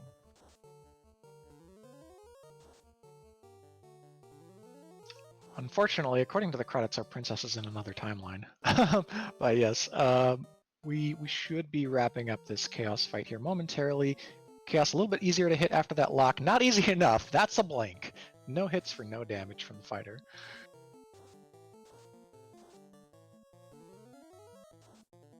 And there it is. You want to do this one? I passed it over to you the last time because I don't have the room open. So okay, cool. So Aelmarkin is finished second on the restream, second overall with an official SRL time of 1 hour, 26 minutes, and 58 seconds. Get out your GGs and chat for Aelmarkin. This was a surprise restream for him because of the technical difficulties we had earlier getting Luffy on the broadcast for you. So yes, but he will be coming in, I think. And meanwhile, Groggy Dog, hot on their heels. This is Kraken too. Lost the knight, so might, if he's got a backup sword maybe on the red wizard, he could go for that option, or he could just dunk in all these non-elemental AoEs.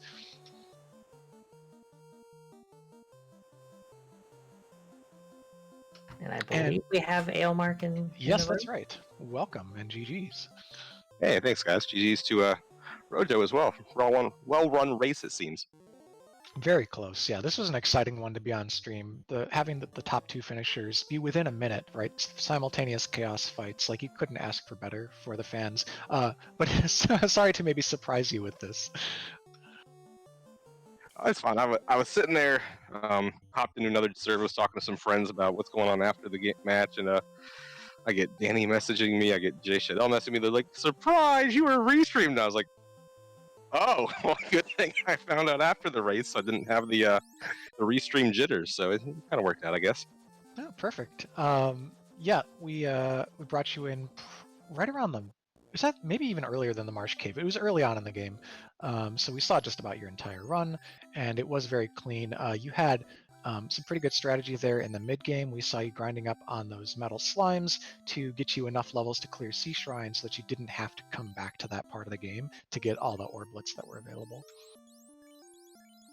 Yeah, I was really unsure about doing that because after what was it? I think it took both a nuke and a fade to get them down typically, and then sometimes I think it carried over once or twice into the second round. So it's one of those things where it's like, I really hate doing this because I'm sure there's something better out there, but I figured it was the best call at that time rather than trying just to leave and find where the better grind might have been hiding at. So Exactly. You take what you can get, avoid wasting travel time, bank the levels as early as possible so that they benefit you as you proceed through the dungeons. And you also were one of two runners on stream who went to Sky, got a bunch of stuff, and then left because you just didn't need to finish it. yeah, I think it was more the bigger reason that I left was by the time I was clearing Sky 3, I think I had like one nuke, one brack charge left. Well, I had two charges of that level for the black mage, and I didn't have anything left on the red. And I was like, I don't trust this to get me through Sky 3 or Sky 4, and then through the bridge, and then through Tia. So I'm like, I haven't done Volcano. I'm pretty sure I can find just a handful of orblets there. So let's just gamble on that and hope it pays off. Well, it was a good gamble. You had one of the best runs here on the night. Meanwhile, we got Groggy Dog. He's on his Chaos fight. He's going to start with Power Bonk, White Shirt, so all the traditional strategies, but is immediately countered with a nuclear that does not care how evasive he is. So going to need to maybe manage those HP totals and fire off some heals. But he's throwing out the tempers, throwing out, in fact, a lot of them. He's going to quickly find out that this Chaos is very evasive, so he might have to switch to Lock. He's low on the temper charges, so hopefully he picked up that Lock 2 that was at level 6 in Crescent Lake. And oof, Black Mage down. So even if he had it, he wouldn't be able to cast it.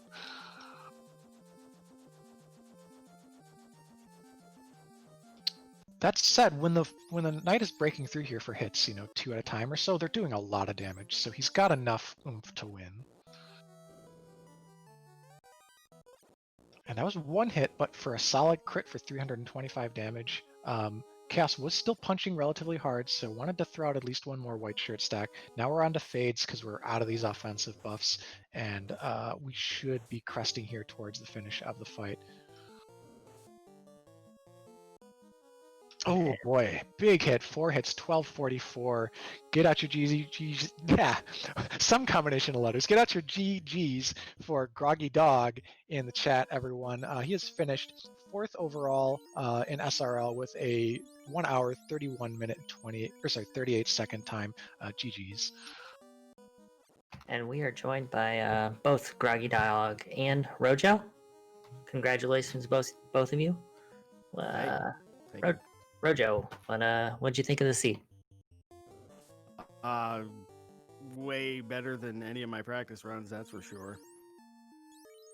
Yeah, you kind of surprised us. We were watching Ale, who we thought was about to go into Topher, but he was looking for a grind, and I happened to look over, and it's like, oh, and Rojo is also heading into Temple of Fiends. So you really had a clean run through there with your X-Cal +5. How mad will you be if we tell you Massa was sitting in Cardia Marsh? Not too mad because I got the airship super duper late anyway. Like if it was sitting in, Matoya and I didn't get out there until like 40 minutes, that feels really bad. But I will say that I wasn't actually going to check any of those chests after I got the last orblet or whatever. But I'm sure glad I did. Well, you didn't need it since you had an XCal +5, so Yeah, well, I wouldn't have gotten the XCal +5 if I didn't check those extra couple chests. Otherwise, I think I would have gone in with I don't Vorpal know. minus I don't know one, maybe. what's better. Yeah, like defense -1 or giant sword +5. I don't know which is better. Probably the Vorpal minus one, because none of the rest of those have enough attack power to really punch their way through, but the Vorpal's still going to have that big crit rate. Right, I forgot I even had that, honestly. And Groggy yeah, maybe tell us a little bit about your run. It was good enough for 4th place. Kept us really engaged here on the stream. We were watching the lead kind of shift back and forth between the three of you all game, and it was really exciting. I think I'm gonna want to go back and watch this tomorrow. I felt like for the most part it was really good. I was really disappointed that I wasn't resourced enough to do the sky clear when I was there the first time. I lost some time doing that. Had an early wipe in Marsh. I'm glad that I kept looking for the spike tile. I think that really paid off. I again kind of wish that I hadn't. I went into ice and I was like, no, maybe I can get some better free checks in Northwest Castle and Topher Locked. I kind of wish I had just gone straight through ice to see. But at a certain point, like whatever disappointment I feel, hoping out for a better place, I lucked out so hard on Kraken 2. I should have died, and I was lucky that it rolled just low enough to succumb to a handful of nukes and fades. Yeah, your I was gonna say the double dip, of course, in Sky is unfortunate, but a lot of people did end up in Ice Cave because they were kind of desperate for that grind. Dark Moon spent a lot of time there. You spent a lot of time there. Once you've gotten to the point in the game where you've ruled out, okay, Ice Cave can't actually have anything I care about, so it's purely a grind check, and it's like it's hard. It's tough to make that call. Like, do I dive another dungeon, or just like go with what I know? I think that's why I bailed. It's just like there's a lot of stuff in the way potentially where I can get almost an equal number of checks by dipping out real quick.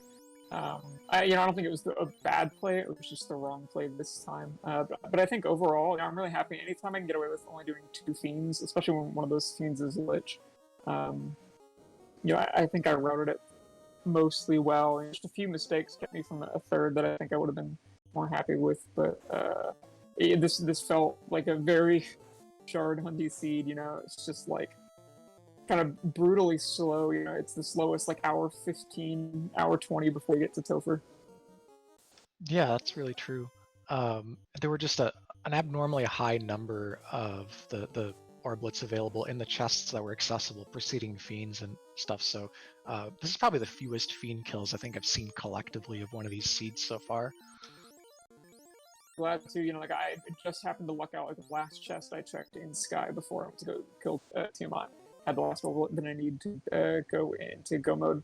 I was planning on going back to Volcano if I had to, but I wasn't looking forward to it. So I was glad that I got that out of the way. But there were a lot of really nice things in kind of just very slightly out of the way places. As I came onto the call, I heard you talking about the Mass Immune. That I'm really glad that I found that. But even finding the ribbon and the white shirt, I can't remember where I got the white shirt. At a certain point, I totally forgot to get armor too. I know that gold. I assumed that gold bracelets were in Gaia, but by the time I remembered that I was supposed to do that, I was already long with Topher, so it wasn't going to do me any good. Yeah, no big deal. I want to say the white shirt was also in C, which had the defense as well. Like Sea Shrine was very lucrative. The defense in Sea Shrine? Okay, must have missed that. Yeah, Dark Moon just took care of Kraken 2 there, makes it through with the Knight and the White Wizard alive, so no problem life 2ing back his remaining party members. He's looking pretty well set up here to make his way across the finish line.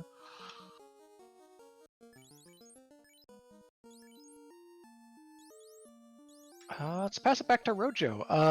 You got a 1st place finish. That's got to feel super good.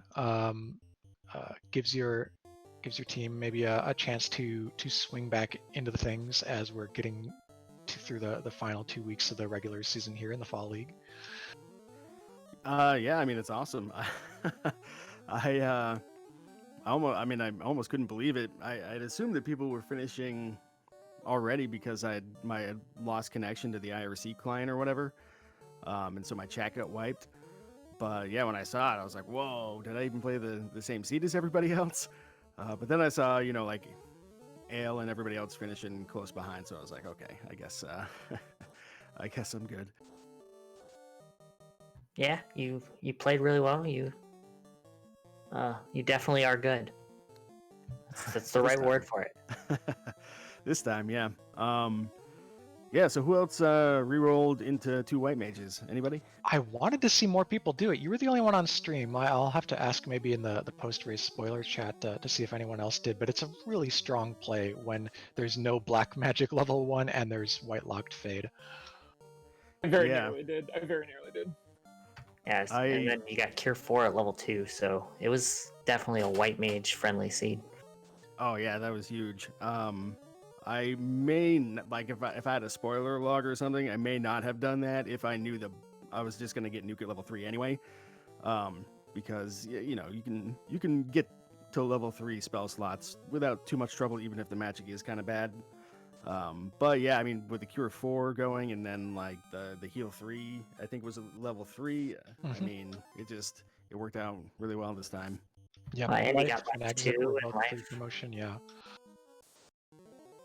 So Dark Moon, by the way, pummeled Tiamat with a hit for like 1200 damage, so well on his way to finishing here. He's about to pull up to Chaos.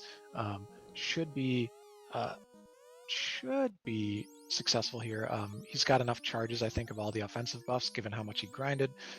He's got that white shirt. He does not, well, actually, he should have the defense, but I'm not seeing his weapon inventory right now. But he's got white shirt and power gauntlet. Where's the power gauntlet? The volcano armory, like the free chest, not like the actual armory, but the like very first chest with the first trap tile. Walked right by it. It's free. Don't do that. I was looking for like my last Orby thing, and I was like, I could check that one, but surely the armory is gonna have one single Orblet. Which it didn't. Nope, not even one. All right, Dark Moon leading off his Chaos fight with multiple casts of Invis 2, but just like everyone else, there's that first action nuclear saying, I don't care about your evasion, your health pools are in danger. And indeed, the red mage is down on 1 knee with 95 HP. He's going to continue the evasion stacking, though, and assign the white mage to healing duty? No, he's actually going to stick with the evasion, because the knight, who's the most important here, is still relatively healthy, and the red mage is going to heal itself with a Cure 4. The knight is still going to power up, though, with the power gauntlet. As soon as he starts swinging, he'll probably see that he needs to throw out a couple locks if he has them. Black mage is still got 3 temper and or lock charges, which he's decided to use rather than more turns with the white shirt. The white mage is out of Invis 2 charges, and is also not wearing the white shirt. Knight continues to power gauntlet up. That's 16 extra attack per turn. Has just been cure forward and fasted, so very, very buff, very high HP totals. I think he's going to be rock solid here to finish this one out. And there's the casting of lock.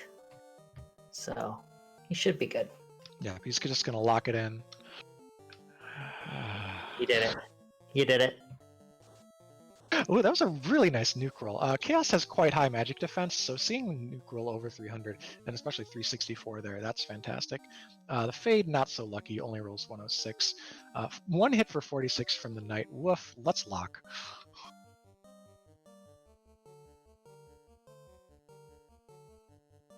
Red Mage looking for something to do, decides to just wait. 2 hits for 522 with a crit there, so Knight's starting to pump out the damage. That was even before that lock came down, so we'll probably get more than 2 hits this next time around. And this is going to be the final lock, so the lowest that we can reduce Chaos' evasion to. Red Mage does not have any locks or tempers. And just waits again.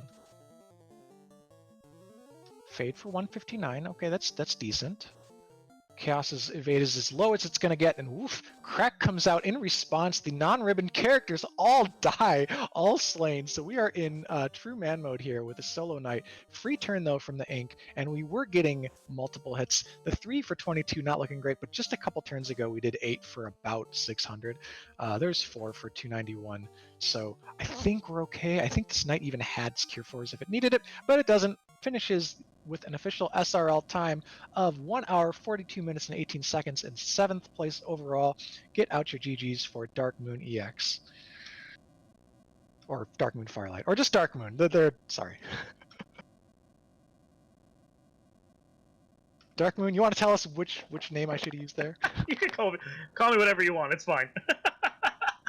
We'll go with Dark Moon. I've had a number of variants of that name over the years, so it really doesn't bother me.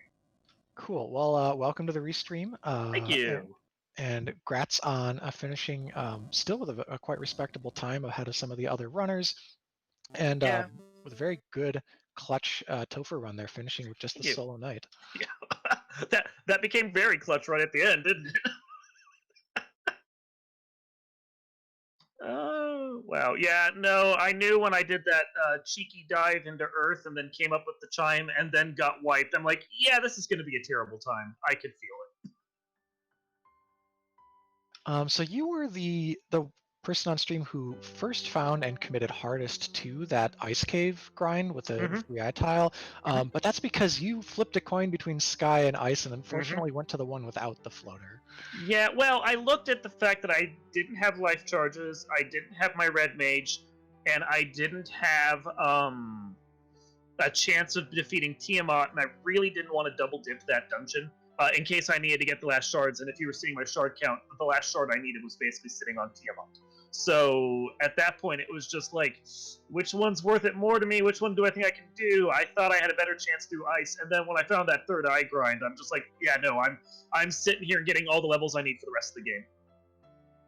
Yeah, every one of our on-stream runners here, of course, I think all still in the booth with us, you all pretty correctly made the priority of safety with levels, knowing how bad these flags can be in the Temple of Fiends. Yeah, it's... Oh, I'm sorry, go ahead. I was just going to say, and when you watch the run back, you all were basically making the exact same plays the entire seed up until Mirage, when you went to ice, and like that was really the first real divergence. I think Groggy may have foregone the Earth dive after wiping once, but for the most part, you guys were all neck and neck the whole time. Yeah, there was most of the stream we had like 3 of the runners at least in the same exact dungeon. Yeah, I mean, I had a feeling I shouldn't have gone into Earth, and if I hadn't, I probably would have been keeping up with everyone else. But at some point, I was going to have to, because I was kicking myself when I didn't get that exit at 4th level, but I didn't have the charges for it at the time, so I didn't bother looking at exit or any of the other spells there. And then I was kicking myself when I didn't go to the shop to see the rod was sitting at the Sage area crescent, because if I'd done that, I wouldn't have done my cheeky Earth play to begin with. So it's like a couple coin flips I made there that kind of bit me. Kind of. Well, really, everybody made the Earth play, so it wasn't really biting you. The only thing that really bit you was going to ice. Oh, if you had gone to Mirage, you'd have been in Mirage with everybody else. Wow. Okay. Wow. Just being like, I don't have the levels to do this was the wrong call. Well, live and learn. And Rojo, I wanted to ask you a little bit about how you got to Crescent Lake, and then you menued to buy the rod 3 times in a row despite not having the money. Was that you maybe being a little upset that you'd just been to Earth Cave without it? That's exactly correct. I couldn't believe that it was just sitting there. I could have probably just killed Lich. I had the power, I think, and cleared it all out in one go. But then, I thought briefly about maybe I would buy it, but then, why? I'm not going back and walking all the way through Earth Cave just to kill Lich. Yeah, totally. Now, there were a lot of orblets down there, so it actually would have been a really lucrative redive if you had. But at the same time, that was 18,000 in the shop, so it's like, where are you coming up with that money unless you've already done a grind at that point? Yeah, the only thing I could think of is sell the flame armor and take some fights, but I think that would have taken way too long.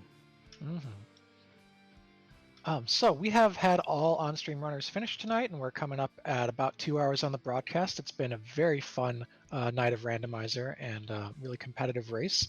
Gonna ask around for final thoughts from everyone on the restream. So why don't we go in reverse finish order? Dark Moon. Anything else you'd like to say about the run or the fall league? Honestly, just like I've been really enjoying the fall league. The first week's flags were fairly traditional. I guess is probably one of the best ways to put it. It's not really my cup of tea because I suck at traditional flags. But the last week and this week have been really fun with like the no loose and in this case negative loose and just the weirdness of what you're doing and how you're doing things. I really enjoyed tonight, even if I did come in 7th place. It was a lot of fun. I feel like the competitors all finished up within a good chunk of each other, so that shows that the flags are really kind of solid and the difficulty was fair this time around. Nothing really weird. So yeah, I mean, I think tonight was fun. I think this whole league has been a lot of fun, and I think we're getting a lot of good stuff for the next time we decide to do one of these leagues. Fantastic. Groggy Dog, let's go over to you. Your thoughts? Same feelings. It's been a lot of fun. This is, these are some tough flag sets. A lot of respect to the Fall League organizers for doing something that I'm really, really enjoying, and I think it's a great distraction. I just not a single clue how next week is going to go. So, GG's to all my fellow runners. We got a lot of talent in the room tonight, so a real pleasure running it too. Agreed. Yeah, Wappy, I think next week is going to be pretty chaotic. You did it. Well, okay. Let's go to the next. Ale Markin, your thoughts on this week, the seed, and the league overall?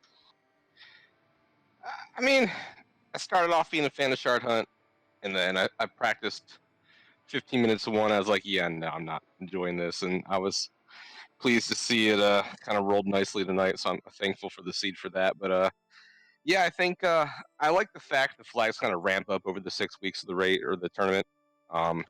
I think next week's going to be a nice cap for the main bracket stage before it goes into like the final / playoffs for the top 4 teams. So I think it's nice showing off different abilities for all our teams and all our runners and showing what they can do with different flags that are really kind of wildly variant in difficulty. So it's been a lot of fun.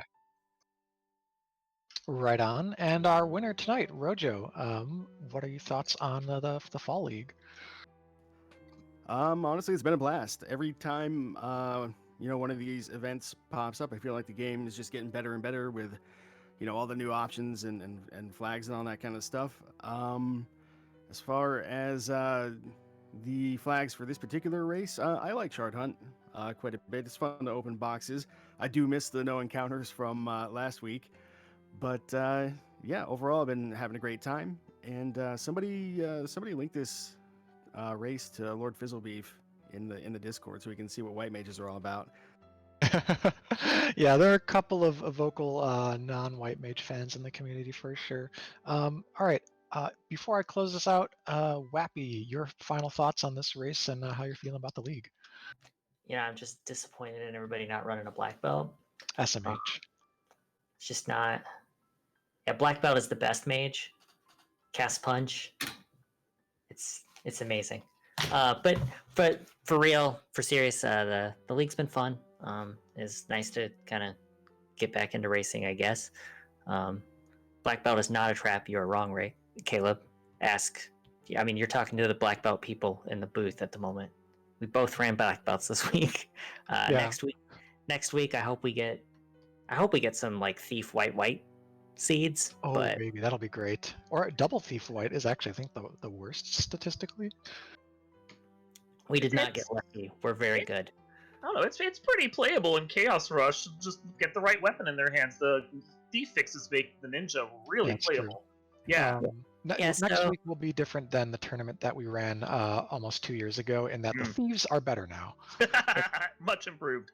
The thieves are better. The flag, we've added blurst equipment. We've, I think the encounter rates are slightly tweaked. Some other things about the randomizer have changed to make it just ever so slightly different. It's a little bit fresh, little new. So it'll be interesting next week. Cool. So with all that, I would really love to encourage everyone to tune in next week. We're keeping the same race schedule every week, 4 races per. In fact, we have one more left of week 3. That'll be on Saturday at 1 p.m. Eastern. We've been going between Speed Gaming, Randomania, and RPG Limit Break channels, so stay tuned for where the races do land. Meanwhile, you can go into chat, follow those links helpfully posted by Danny, one of our 2 trackers tonight. Our other tracker was Static Pulse. So big ups to our tracking crew and to our restreamer, Jay Scheidel, for getting us set up here. But you can go follow all the runners, follow the commentators maybe, but definitely the runners. And there's a link to the Discord in the chat too if you want to start playing the game, join the community. Go to FinalFantasyRandomizer.com if you're watching this on YouTube and don't have the chat links. So hopefully see you all around at future broadcasts. And with that, good night.